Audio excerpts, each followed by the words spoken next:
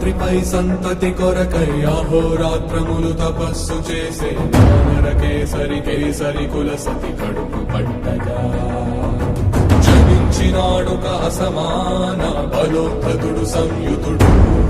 అంజనాసుతుడు పవననందనుడు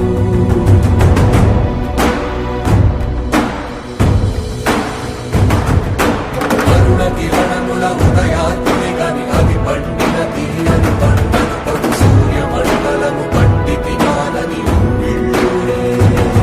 తన దేహం నాటున రవి మరుగై జగము చీకటై మారా